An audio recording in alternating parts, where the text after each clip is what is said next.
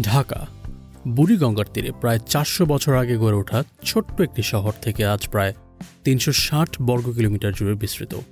জাতিসংঘের ২০২৫ সালের রিপোর্ট অনুযায়ী প্রায় ৪ কোটি জনসংখ্যা নিয়ে ঢাকা বর্তমানে বিশ্বের দ্বিতীয় বৃহত্তম জনবহুল শহর। তবে একসময় ঢাকা বলতে বোঝানো হতো শুধু পুরান ঢাকাকেই। পাকিস্তান আমলে শুরু হয় শহরটির উত্তরের সম্প্রসারণ, যা পরে নতুন ঢাকা নামে পরিচিত হয়। স্বাধীনতার পর ঢাকার পরিধি আরও দ্রুত বাড়তে থাকে। তবে পুরান ঢাকা ধরে রাখে ঢাকার ব্যবসা বাণিজ্যের অন্যতম প্রাণকেন্দ্র হিসেবে শত বছরের ব্যবসার ঐতিহ্য। এখানকার হাজারো উদ্যোক্তা প্রজন্মের পর প্রজন্ম ধরে নিজেদের উদ্যোগে গড়ে তুলেছেন বিভিন্ন ব্যবসা। নিজ পুঁজি আর পরিশ্রমে তারা তৈরি করেছেন কারখানা। পুরান ঢাকার প্রতিটা এলাকায় যেন এক একটা আলাদা বিজনেস জোন, যেখান থেকে পাইকারি আর খুচরা বেচা কেনা চলে পুরো দেশ জুড়ে। আমাদের আজকের ভিডিওতে আপনাদের তুলে ধরব বাংলাদেশের কাপড়ের সবচেয়ে প্রাচীন এবং অন্যতম বৃহত্তম পাইকারি মার্কেট পুরান ঢাকার ইসলামপুর।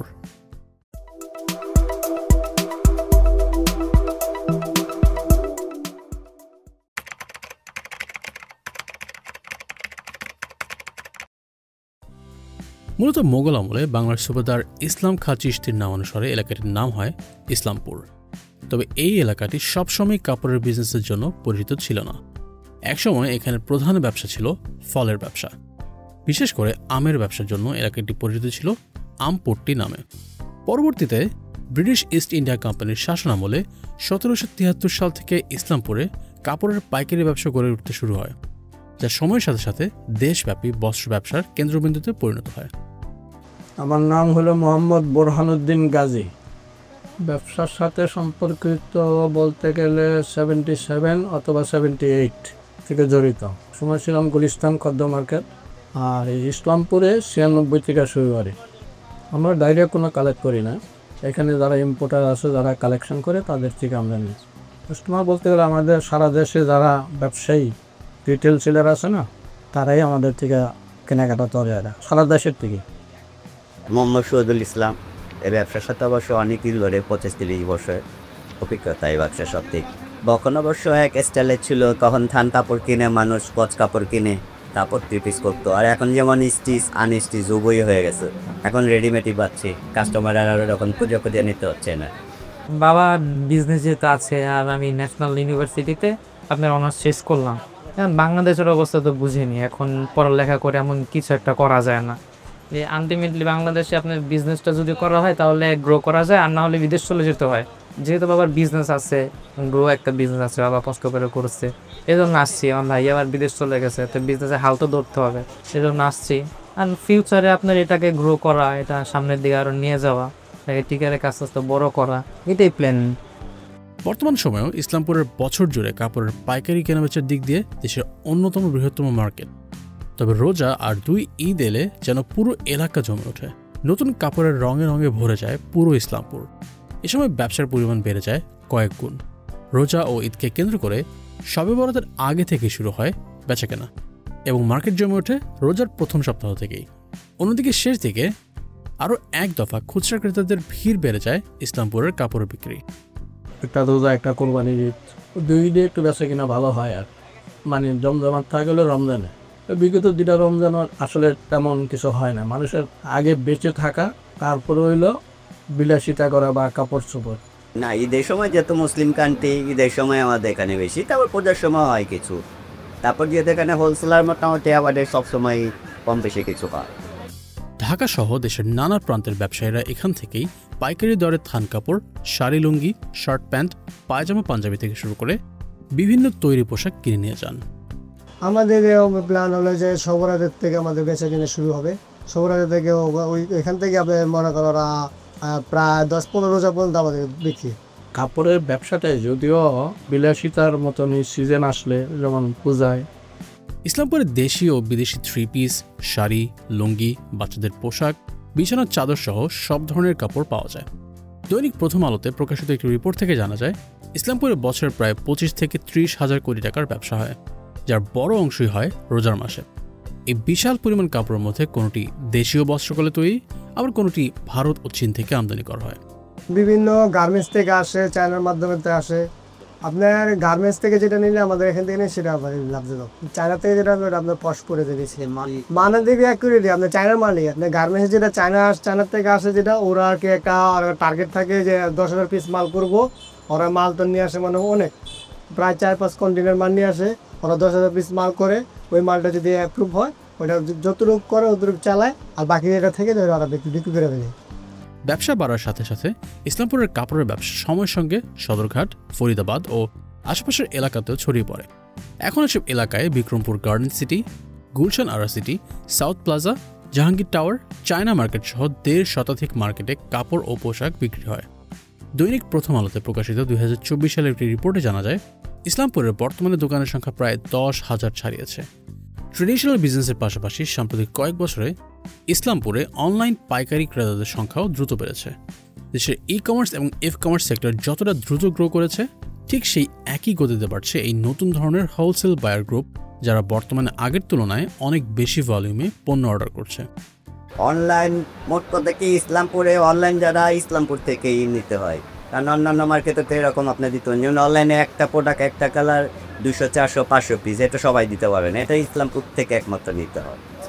যারা ঘরে বসে বসে নিজেরাই এগুলি একটা আউট হিসাবে আলাদা একটা সোর্স বেকার দিলাম সেই হিসাবে তারা করে, তবে তাদের প্রফিটের মার্জিনটা অনেক বেশি করে। তারা অনলাইনে যারা ব্যবসা করে তাদের প্রফিটের মার্জিনটা অনেক বেশি করে। কিন্তু আমাদের এখানে তো রিজনেবল প্রাইস, আমাদের এখানে কোনো ডাকাতির কোনো সিস্টেম, কারণ এখানে হলো আমাদের প্রতিযোগিতা, আমি 5 টাকা কমিয়ে দিলাম না, আরেকজনে 5 টাকা কমিয়ে দিয়ে দিবি। তো এইখানে অনলাইনের ব্যবসা হোক আর যে কোনো ব্যবসা, সে আমার কাছে কাস্টমার, তাই সে নিয়ে যাচ্ছে একেবারে রিজনেবল প্রাইস। কিন্তু তারা সেখানে তাদের খরচ আছে, তারা পৌঁছে দেয় বা কী পার্সেন্টেজ ওরা লাভ করে সেটা তো আমরা জানি না। আর তাদের সেলও তো কম। অনলাইনে আর কয়জনে কিনে, যারা একেবারে সুখী সমৃদ্ধ বা যারা আবেগে বশবর্তী হয়ে কিনে, জিনিসটা আনকমন ভালো মনে করে তারা কিনে, এই হলো বিষয়টা। তবে সাম্প্রতিক সময়ে ইসলামপুরের পাইকারি কাপড়ের সেলস চোখে পড়ার মতো কমেছে। রাজনৈতিক অনিশ্চয়তা, অর্থনৈতিক অস্থিরতা আর চলমান ডলার ক্রাইসিস সব মিলিয়ে গ্রাহকদের পারচেজিং পাওয়ার অনেকাংশেই কমে গিয়েছে, যার সরাসরি ইম্প্যাক্ট পড়েছে ইসলামপুরের বিজনেসে। অনেক ব্যবসায়ীরা বলছেন, অর্থনৈতিক অস্থিরতার কারণে ক্রেতারা এখন আগের মতো অর্ডার দিতে সাহস পাচ্ছে না। আমার এক সময় এমন গেছে, ভাত নিয়ে আসছে কাস্টমারের গ্যাদারিংয়ের জ্বালা, এই করার জ্বালা, ভাত খাওয়ারও সুযোগ পেয়ে আমি দোকানে এসে একবারে অজু করে এসে বসতাম মসজিদের কাছেই। আজানটা দিলে জামাতরা খারিলে দিয়ে অন্তত জামাতে নামাজটা আদায় করে আসতে পারি, এরকম অবস্থান তো। এখন অবস্থানটা হচ্ছে এরকম যে দোকান খোলা আর বন্ধ করা প্রতিদিন আছে। যেমন আমাদের এখন বেশি সেল হচ্ছিলো ওই দুইটা আইটেম, মাইক্রো আর হইলো এলেক্স স্টোর। এটার প্রফিট আমাদের মিনিমাম অন্তত 10% আমাদের প্রফিট করতে হয়, কিন্তু ওইটা 1%, 0.5% পড়ে না। যেমন ধরেন 135-40 টাকা কিনা, 140 টাকা কিনা 141 টাকা বিক্রি, তাহলে পার্সেন্টেজ কত বলো, একটা কত বলো না, 50 পয়সা এরকম আর কি। আসলে ব্যবসা বাণিজ্য গোটা আমাদের, আমি একা না, গোটা ইসলামপুরে আর ব্যবসায়ী জগৎটাই এখন খুব একটা বিপর্যয়ের ভিতরে আসে। এই দোকানের ভিতরে 30 বছর হয়েছে। এখন বর্তমান ব্যবসা বাণিজ্যের কথা বলতে গেলে 10 বছর আগে আমি যদি ফিরে যাই, তখন আমি কন্টিনিউ মনে করেন 4 লাখ 5 লাখ আমার কন্টিনিউ বেচা হইতো। এই 4-3 বছর ধরে এমন অবস্থা যে আমাদের প্রতিদিন 1 লাখ টাকা সেল হয় না দোকানটাতে। ব্যবসা এমন অবস্থা হয়েছে যে আগে আমি দুপুরে বাসায় নিয়ে যেতাম না প্রতিদিন, তখন ব্যবসা ছিল অন্যরকম। এখন 10 বছর পর যায়, এখন বর্তমানে আমাদের মনে করেন সেল হয় প্রতিদিন 20,000, 30,000, 40,000 টাকা। আমার প্রতিদিন এই দোকানটার খরচ আছে 10,000 টাকার উপরে আমার খরচ আছে। মানে ইয়ের পরে 5ই আগস্টের পরে যেমন আরও আমাদের ব্যবসা খুবই খারাপ অবস্থা, অর্থনৈতিক অবস্থা যেই খারাপ, অনীহার প্রকাশ করে। দেখা যায় যে পার্টি আসতে মনে করেন আপনার প্রতি মাসে একবার, এখন ওই পার্টি এখন 6 মাসে আমি তাদের পাইতাছি না, টাকা চাইলে তারা আমাদের অনীহার করে। এখন খুবই খারাপ অবস্থা আছে। এখন কি বলুন, যে অতীত বইলা মানে তো লাভ নেই। অতীতে মহাজনে একটা জায়গায় 2টা দোকান আমরা করতে পারছি, এখন প্রয়োজন বোধে মহাজনা দোকানে যে আর একটা দোকান ছেড়ে দেওয়ার জন্য চিন্তা ভাবনা করতেছে। লস তো করা যায় না। আমাদের কর্মচারী ছিল 10 জন, এখন বর্তমান আমরা আছি মহাজন নিয়ে, মহাজনের ছেলে নিয়ে আমরা আছি হলে 5 জন। 10 জনের জায়গায় এখন 5 জন আছি আমরা। ব্যবসা এমন অবস্থা যে আমরা আমাদের যে সেল বা আমাদের যে স্যালারি বাড়াবো এটাও মহাজন বলতেছে, আমরা আমাদেরও খুব করুণ অবস্থা, বেতন বাড়াইতে পারতেছি না। অর্থ মনে করেন আমার সংসারের ব্যয় বাড়ছে বেশি, আয় তো নাই। এখন আমরাও খুব নাজুক অবস্থায় আছি, কি করব আমরা নিজেরাও বুঝতে পারতেছি না। তবে এসব বাধার পরও নতুন উদ্যোক্তাদের জন্য ক্লোদিং বিজনেস শুরু করার অন্যতম সেরা জায়গা হলো ইসলামপুর। এখানে সুলভ মূল্যে সোর্সিং অপশন পাওয়ার পাশাপাশি পুরো ক্লোদিং ট্রেড শেখার সুযোগ রয়েছে নতুন উদ্যোক্তাদের জন্য। কিভাবে কাপড়ের দাম ঠিক করতে হয়, কোন ফ্যাব্রিক বেশি চলে, বাজারের ডিম্যান্ড কী, আর ক্রেতারা কী ধরনের পণ্য পছন্দ করে, এসব গুরুত্বপূর্ণ বিষয় খুব দ্রুত শিখতে ইসলামপুর অন্যতম একটি প্রধান মার্কেট। অনেক লোকে আমাদের এখানে কি করে, ওরা ছবি তুলে, ওরা 2 গজ 3 গজের মাল হঠাৎ অর্ডার হলে আমাদের এখান থেকে নিয়ে যায়। আমাদের এখানে আসলে হয়তো আমাদের এখানে কি একটা আপনারা ছবি তুলে নিয়ে যেতে পারেন, ছবি তুলে নিয়ে পেজে ছাড়লেন, পেজে ছাড়ার পর ওটা অর্ডার হবে, কয় গজ নেবে কী আসবে বিষয়, যখন অর্ডার হবে তখন আমাদের এখানে আসবেন, আমরা দিয়ে দেবো। আমরা যে আমাদের যতটুকু সহযোগিতা দরকার ততটুকু দিতে পারবো। নতুন বলতে যে কোনো জিনিসই শিক্ষা ছাড়া কোনো কিছু হয় না। আপনার 20 টাকা আছে, আপনি ব্যবসা করতে পারবেন না। আবার দেখা যায় 2 টাকা নাই, এরা 1 লাখ টাকা কামাইতেছে। ব্যবসার ধরন বুঝতে হইব, ব্যবসা জানতে হইব, এছাড়া কিছু করার নেই। আমি গিয়ে একটা হোস্টেল দিয়া বইয়ে থাকলে হইব না, কারিগরের দিন নাও থাকতে পারে, আমার টেবিলে খারাইতে দিতে পারে, আমি পারি না মানে কারিগর নাই মানে আমার ব্যবসা বন্ধ। যে কোনো ব্যবসায়ী নিজে জানতে হইব, নিজে জানলে আরেকজনের খাটাইতে পারবে। আলহামদুলিল্লাহ 100% সহযোগিতা আমরা তাকে করতে পারি। ওনার মন মতো সব রকম জিনিস আমাদের এখান দেওয়ার মতো ক্যাপাসিটি আছে। আল্লাহ চায় তো 64 ডিস্ট্রিক্টে মাল যায়।